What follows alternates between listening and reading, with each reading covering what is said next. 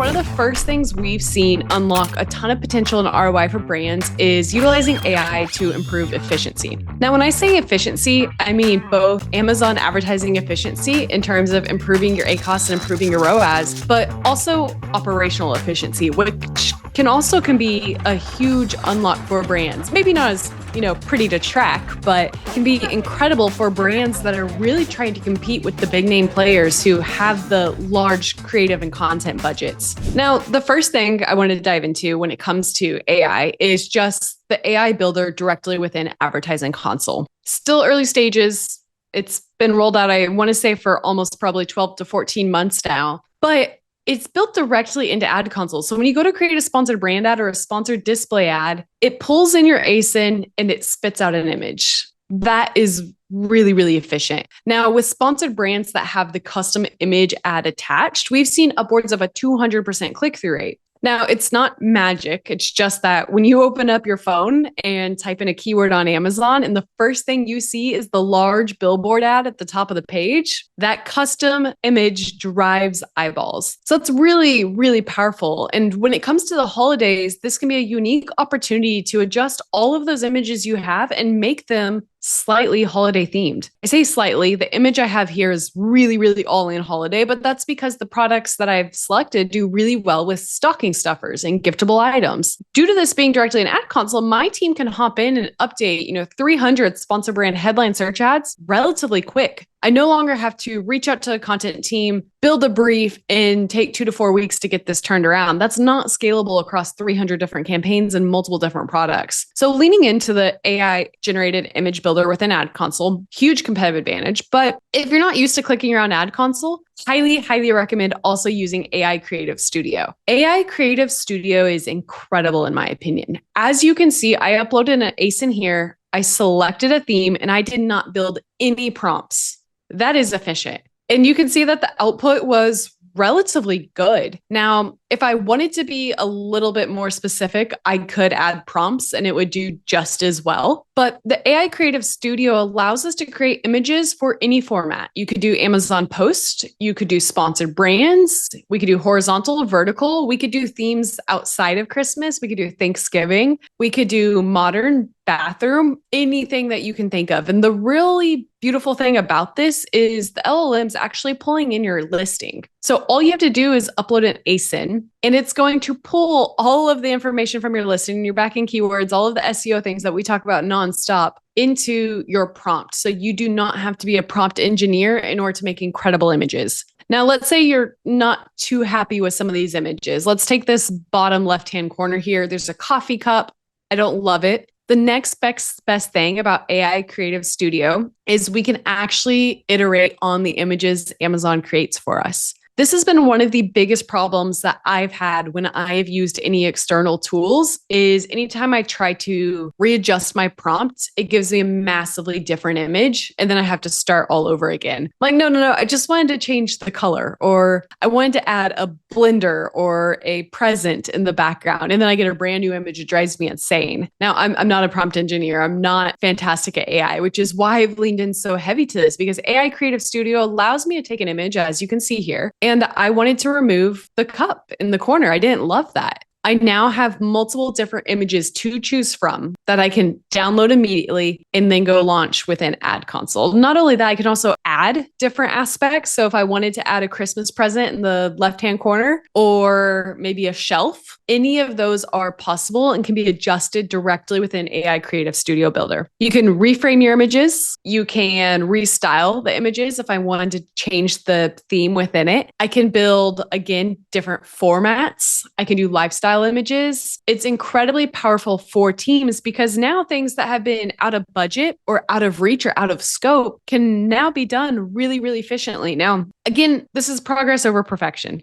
Yes, it's potentially going to be best to pay a professional photographer and do your incredible lifestyle photo shoot. But again, it's the time and cost savings we're looking at here. So we can get this up and running incredibly quick in time for the holidays. The moment it's Christmas over and we need to focus on New Year, New You, we can make that happen. The moment we're focusing on Prime Day, we can make iterations and adjust immediately. That is what makes this so incredibly powerful. Then once you figure out something's working, you can take that concept and then go get it done professionally. So for anyone who has hasn't used this, we're again going to be dropping the link for access, as well as a complete guide on the best ways we found to use AI Creative Studio. I have a few examples here. I'm not going to dive into every single one of them. Nobody likes board heavy slides and presentations. But at the end of the day, the concept is how you can take these themes and adjust your prompts in order to make an incredible image, and then take that incredible image and incorporate it into your Amazon advertising. Because at the end of the day, we're all trying to stand out on the page. I think we're all tired of using price as our point of leverage and, having to go lower and lower and ruining our margins. Reviews, we all understand the game that we're having to play in order to acquire reviews and drive volume. So how do we stand out outside of that? Well, it's through your brand building. It's through your creative. It's how well you are connecting with your audience. And one of the best ways to do that is by utilizing all of the creative opportunities Amazon gives us, whether that's sponsor brand custom images, sponsor brands videos, sponsor display custom images, Amazon post. Those things can be a huge unlock because it truly allows us to connect with our audience. And if we're able to take that another step further and niche down and target someone based on seasons or themes, that's going to drive a huge connection. And that connection is going to lead to higher click-through rates. And higher click-through rates typically lead to more sales and sometimes increased conversion, depending on how good you are with your holiday imagery. So that's one of the first big recommendations I have.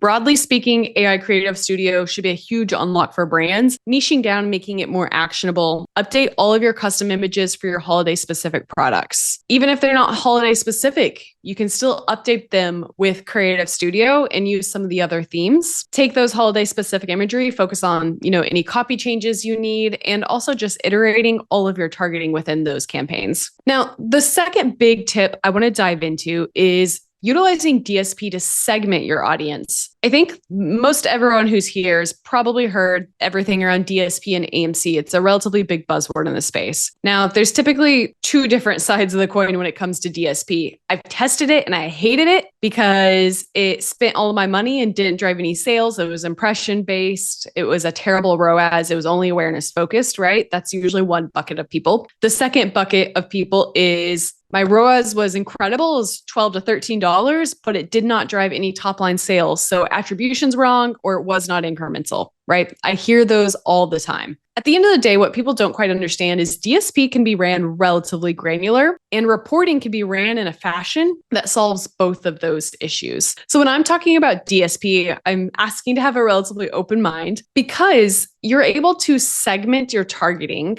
and be really niche with the audience you're trying to go after in a way that, again, helps solve those problems. How do we increase total sales and drive more awareness, but also retarget our customers to convince them to go ahead and purchase? DSP is incredibly powerful because with the appropriate reporting and the segmented campaign setup, you're able to achieve both of these things. Now, it's not always scalable. It's not incredibly easy, but utilizing DSP in the holidays can be a huge, huge unlock on both the ROI side, but also driving more awareness and more eyeballs to your listing. Now, why? Well, I think at its simplest, it's because the path to purchase is no longer linear. And what I mean by that is customers no longer just search on Amazon and check out within 3 seconds, right? They are sitting at home watching The Summer I Turned Pretty or The Boys or Thursday Night Football, and they see an ad on their TV. And then they open up the Amazon app and they add to cart, but potentially don't purchase. 3 days later, it's still sitting in cart, and then they get served a DSP ad that retargeted them and reminded them that they need to check out. This is what the normal path to purchase is. And then you throw it in every other social media platform, you throw in TikTok and influencers and the type of awareness being driven. DSP allows us to capture those audiences and not just wait on them to make a search. When you are only running sponsored ads, you are not creating your own demand. Amazon's creating demand for you and convincing a customer to type in a search term, and then you are serving them an ad and capturing them, right? Your ad is perfectly served, but you are not creating your own demand when you're only running Amazon ads. And that's where DSP comes into play. DSP allows you to create your own demand and also follow customers throughout their full path to purchase. Now, again, you don't need $50,000 immediately invested in DSP. You can start with much smaller budgets and create campaigns that help you align with all of these objectives. You can create a campaign that's focused solely on retargeting. So let's say you have an expensive product throughout the holidays and it's going to take multiple touch points to finally convince a customer to check out. DSP is fantastic for that. Let's say you have a specific competitor and you want to target everyone who viewed your competitor's listing but did not buy and has not viewed your listing with an ad. DSP can do that. But it's not just that. DSP, I think, provides 3 other small opportunities that are advantageous relative to PPC. One, DSP allows us to not only consider the search, which is toothpaste in this example, but also consider the audience and demographic. So I can say, not only do I want to target someone who is in the toothpaste aisle looking for toothpaste, but I want to target them if they are within this income range because I know I have a premium product. And I want to target them if they have sensitivity because I know that they have sensitivity based on their previous searches. This granularity can be a huge unlock for brands. It can also be really incremental. And incrementality is always a hot topic with DSP, but we're able to overlap audiences like sensitivity and income range, but also negate audiences and say, I don't want to target anyone who purchased from me in the last year. I only want to focus on those net new customers. This ability to overlap searches with audiences is incredibly, incredibly powerful. Now, the second thing that I think can be an unlock for DSP is just creative opportunity. This can be another competitive advantage over traditional sponsored product ads. Now, some of the creatives may not perform as well as sponsored product ads because they don't look as trustworthy. I mean, check out this Blue Buffalo ad right here. They don't even have a call to action or a checkout button, right? It's definitely more about awareness. That is a billboard ad on the side of the interstate. But the creative opportunity can also make you stand out on the page, and these ads can be ran on and off Amazon. So imagine the power of Amazon targeting being ran off Amazon. So not only are you targeting your customers when they're making their search for dog food, but you're targeting them when they are watching, again, Prime or any other service, right? That can be really, really powerful because you're not waiting for them to make the search and then being compared to every other product on the shelf. You're being more disruptive and you're letting them know, oh, by the way, you need dog food. That can be incredibly, incredibly powerful. The third thing that I think is really powerful, especially as we look into the audiences, is of course AMC. Amazon Marketing Cloud is definitely the hot, shiny new object in this space, but it's because it's going to be a huge advantage for brands who lean in quickly. What AMC does at its simplest is allow us to take our audience across all of our organic data, all of our advertising data, and target in a very unique way. So here's just some of the general ones we've seen. Added product to wish list, have not purchased. That's insane. Think about that throughout the holidays. You know, if you sell a product that's highly giftable and it's on a wish list, but they haven't purchased yet, we can take that audience, upload it to a DSP campaign, and now sponsored ad campaign, if you're lucky enough to have that opportunity, and target that audience with an ad. Or if you're running upper funnel campaigns, we can get a lot more targeted with how we're following up on that. Or again, if we're doing anything on the D2C side, we can upload that data and also have an opportunity to target those audience members. A few other small ones I think are highly relevant as we look into the holidays is repeat purchasers that have not signed up for Subscribe and Save. So think of all of the products that are highly valuable, especially as we start hitting the holidays. The first thing that comes to mind is anyone who's been to Walmart or Target and seen the Gillette and Venus razor kits. Right? Think about how often those are repeat purchased. Think about the holidays and how many people buy those for stocking stuffers. We're able to create an audience targeting saying, hey, I want to target everyone who's purchased from me twice, but not subscribed and saved, and introduce them to my new product. That is insanely, insanely powerful for those who leverage it correctly. Another really, really important one is, again, this add to cart or wish list. So I mentioned the wish list earlier, but let's broaden that and say everyone who added to cart but did not complete their purchase. Think about this for Prime Day or actual Cyber 5, Black Friday, Cyber Monday. People are adding to cart because they are price matching.